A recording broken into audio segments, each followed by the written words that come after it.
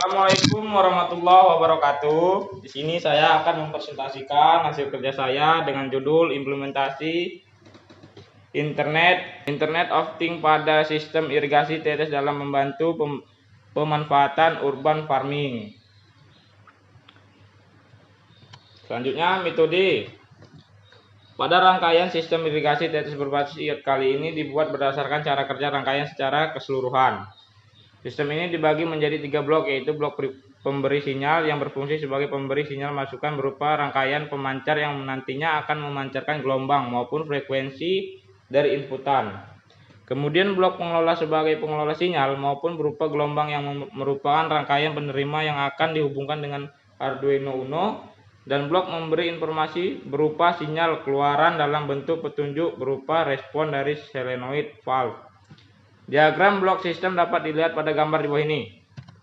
Nah, ini gambarnya. Memberi sinyal menuju pengelola proses dan memberi informasi output. Rangkaian pemancar menuju rangkaian penerima. Mikrokontrol Atmega 328 dan solenoid valve menyalakan air. Beri sinyal ataupun input.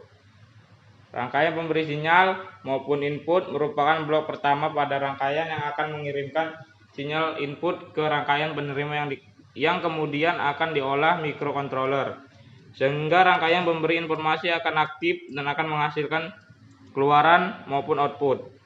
Sebagai pengukur ketersediaan air yang berada pada tangki air dan sensor soil moisture sebagai alat ukur kelembaban tanah.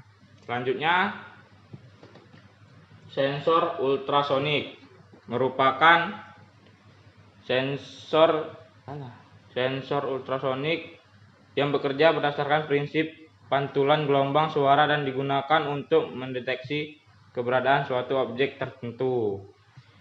Frekuensi kerjanya pada daerah di atas gelombang suara dari 40 kHz hingga 400 kHz. Tegangan bolak-balik yang memiliki frekuensi kerja 40 kHz dan 400 kHz diberikan pada plat logam. Nah, ini gambar. Di sini ada start pulse, echo temp pulse, chirp, echo VDD. Selanjutnya, transmitter merupakan sebuah alat yang berfungsi sebagai pemancar gelombang ultrasonik dengan frekuensi tertentu yang dibagikan dari sebuah osilator. Untuk menghasilkan frekuensi 40 kHz harus dibuat sebuah rangkaian osilator dan keluaran dari osilator dilanjutkan menuju penguat sinyal. Besarnya frekuensi ditentukan oleh komponen RLC ataupun kristal tergantung dari desain osilator yang digunakan penguat sinyal. Selanjutnya, memberikan sebuah sinyal listrik yang diumpankan dan terjadi reaksi mekanik sehingga bergetar dan memancarkan gelombang yang sesuai dengan besar frekuensi pada osilator. Nah, di sini ada satu gambar. Di situ ada on off, switch CH, VR1, 1 OK, R1, P, 1, 4.7K, dan di situ ada baterai R2 18K, C1 680C, dan di situ ada IC1555 dan D1 IN4148, R422, T1 SL1OO, D2 1N4148, C2Q01U, T2 SK100, R5 220, dan di situ ada ultrasonic transmitter transducer. Sensor soil moisture. Yang digunakan pada alat ini merupakan rangkaian yang nanti di mana akan mengirim sinyal input ke rangkaian penerima yang kemudian akan diolah microcontroller atau Atmega 328 sehingga rangkaian memberi informasi akan aktif dan akan menghasilkan keluaran maupun output berupa air yang dihasilkan melalui proses sensor soil moisture. Rangkaian pemancar bekerja pada tegangan lebih kurang 5 volt yang dihasilkan oleh power supply. Rangkaian sensor soil moisture berfungsi sebagai inputan yang akan mengirimkan data kelembapan dari suatu tanaman. Di sini ada gambar lagi. Di sini gambarnya seperti ini lebih kurang. Dan selanjutnya blok pengelola ataupun proses yang terdiri dari microcontroller, Arduino Uno, Atmega 328, dioda dan transistor. Blok pengelola proses merupakan blok kedua setelah blok input. Blok ini berfungsi sebagai pengolah data-data yang dihasilkan dari blok input.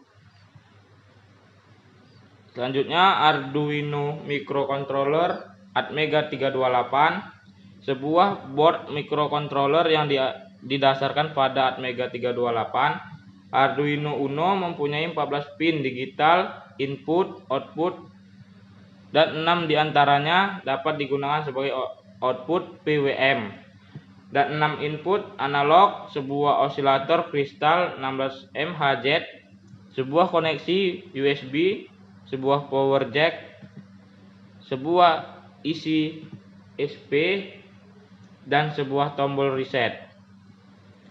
Dibutuhkan untuk menunjang kebutuhan microcontroller pada sistem dan mudah menghubungkannya ke sebuah komputer dengan sebuah kabel USB maupun mensupply-nya dengan sebuah adaptor AC ke DC atau menggunakan baterai.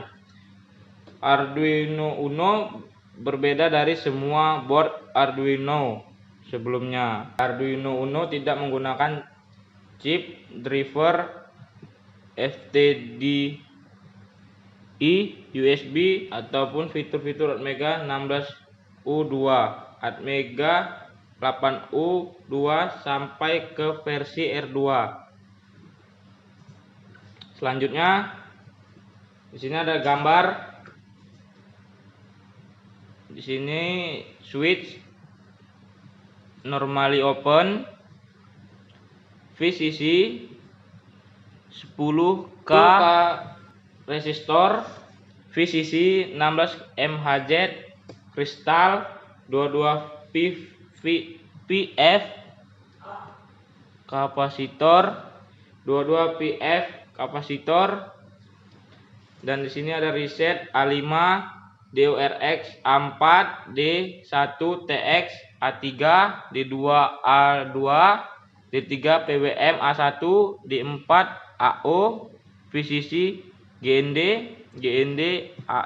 AREF, XLAT1, AVCC XLAT2, D13, D5 PWM, D12, D6 PWM, D11 PWM, D7, D10 PWM, D8, D9 PWM. Selanjutnya dioda.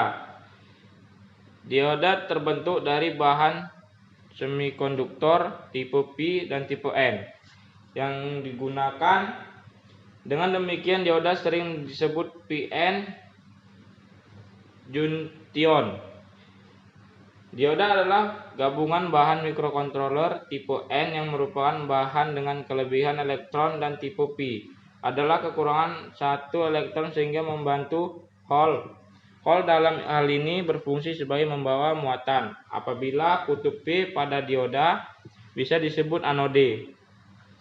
Dihubungkan dengan kutub positif sumber, maka akan terjadi pengaliran arus listrik di mana elektron bebas pada sisi. akan berpindah mengisi hole hingga terjadi pengaliran arus. Sebaliknya, apabila sisi P dihubungkan dengan negatif baterai atau sumber, maka elektron akan berpindah ke arah terminal positif sumber. Di dalam dioda tidak akan terjadi perpindahan elektron. Selanjutnya, ini ada gambar. Di sini ada ACV D1, D2, D3 dan D4. Q1 2SC1061, R1 560, C1 470 UV 25 P, C2 100 UV, JD1 12 P, J3 100 UF, DCP. Selanjutnya, modul SIM 900A merupakan salah satu serial modem GSM atau GPRS yang diproduksi oleh Simcom. SIM 900A dapat digunakan bersama dengan microcontroller ataupun Arduino. Modul SIM 900A memiliki fitur untuk SMS, telepon, ataupun data GPRS. SIM 900A berfungsi untuk mengirim data dari Arduino ke server. Pengiriman ini berupa paket data yang dikirimkan pada selang waktu tertentu sehingga data dapat dimonitor dari server. Bagian-bagian SIM 900A dapat dilihat seperti gambar di bawah ini. Nah, ini di sini ada gambar. Yang pertama power input 5V max GND VCC,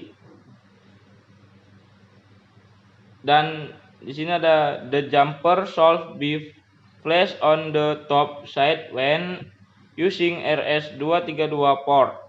Selanjutnya RS232 serial port.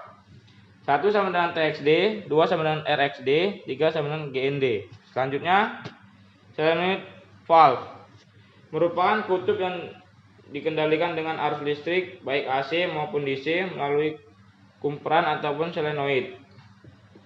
Solenoid valve ini merupakan elemen kontrol yang paling sering digunakan dalam sistem fluida.